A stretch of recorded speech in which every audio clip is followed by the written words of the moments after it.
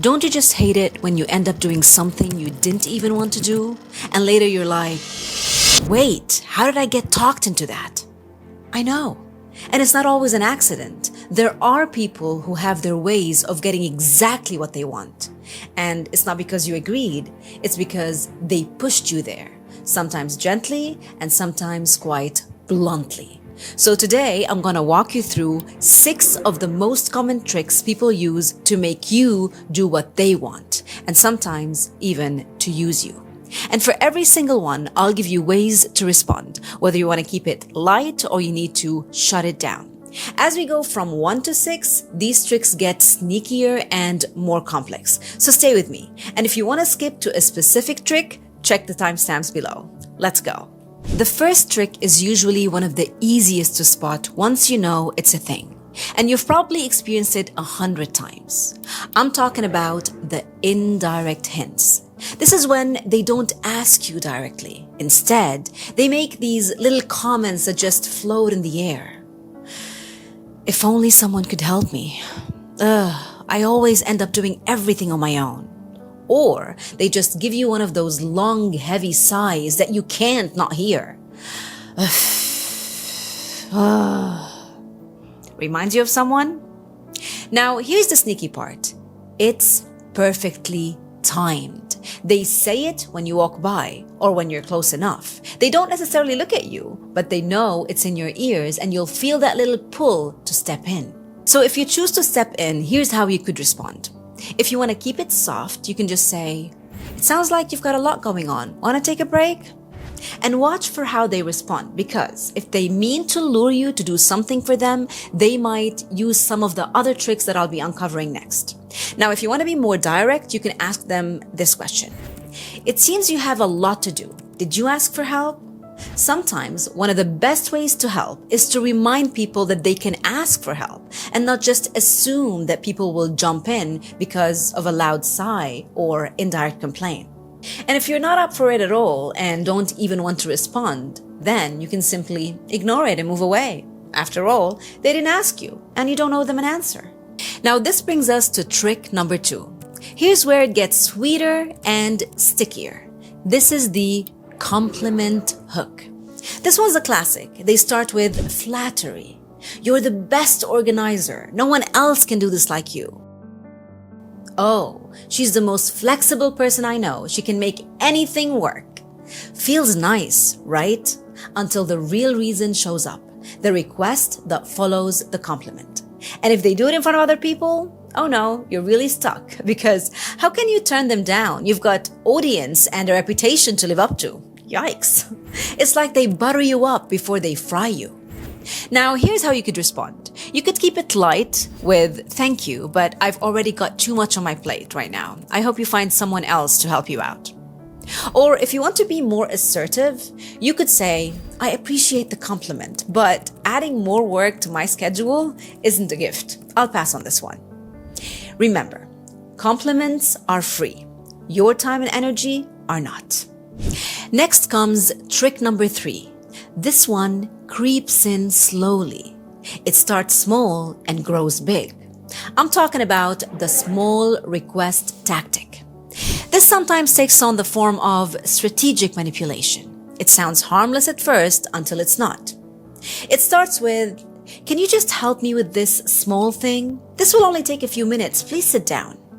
And suddenly, it's an hour later, or you find yourself knee-deep in a project or task that is not even yours to carry. The trick to this trick is all about clarity before commitment. So how could you respond to this? A friendly version could be to say, "Sure, but I only have 30 minutes. Let's make the most of them." And make sure you stick to whatever time you said you could give them, because they will try to drag and stretch. A more assertive and clearer version would be to say, "Before I agree to this, could you tell me exactly what's involved? I want to be clear on what I'm saying yes to and what's expected of me." Because if you don't set the boundaries, they will, and they'll set them in their favor. Now we're going to level up a little. This next trick cuts even deeper because it's tied to your identity and personal commitments. I'm talking about trick number 4, when someone weaponizes your vulnerability or values against you. They take something you've shared in a moment of trust. Maybe it's a dream, your vision, or something you care about deeply. They take it and they twist it. So if you don't do what they want, which usually benefits them, you feel like you're not living up to your own words. You might even regret opening up to them in the first place. Here's how it could show up. You tell them that you want to grow your skills, and they offer you an option or a course of action that's also in their favor. And then they hit you with this. Well, if you're serious about growing, you'll take this on. And if you hesitate, or if you say anything but yes, they'll come back at you with, "Didn't you say you wanted to grow? From your answer, it doesn't sound like it." Okay, let's be clear. This is not support in the form of tough love. It's manipulation masked as encouragement. And guess who's best at spotting the difference? You. Yes, because this is about your experience, your values, your goals. And all it takes is for you to trust yourself in the moment. Your feelings are there for a reason, so just listen. Now, here's one way you could respond. You could say, "I hear you. I'm still committed to my goals, but this isn't the path I choose for myself." Or you could say, "I am committed to my goals, but just to be clear, I said no to your recommendation. I did not say no to my goals. There's a huge difference."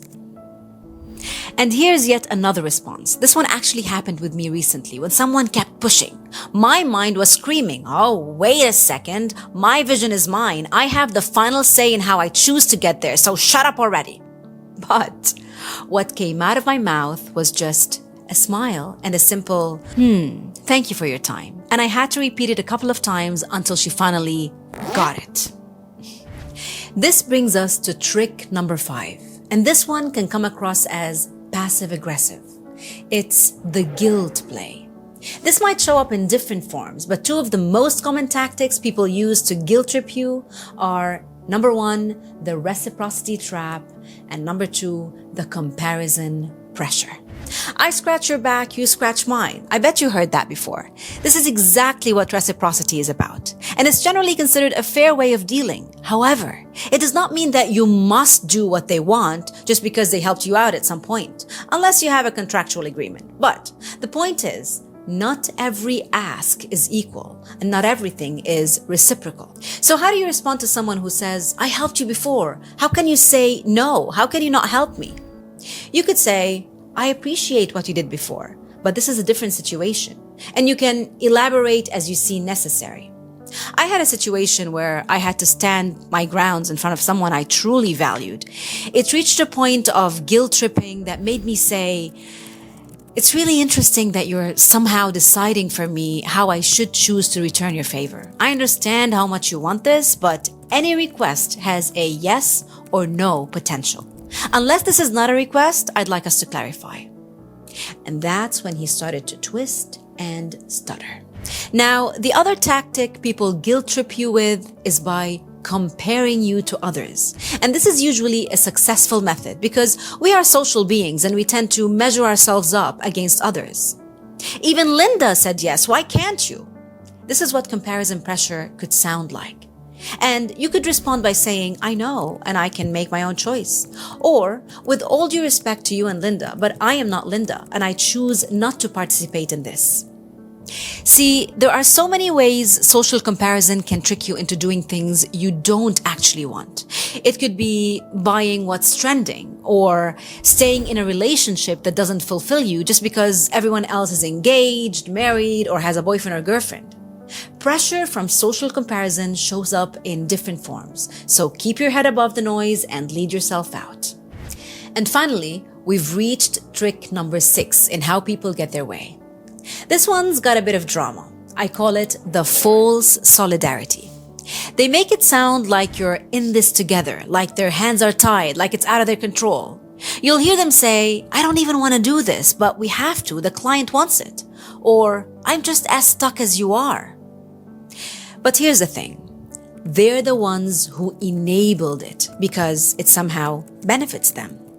More trust, more credit, more commission, more status. This is what happens when someone hides behind an external force, whether it's the boss, the client, the system, or how things work. And they use that outside power to make your refusal feel impossible.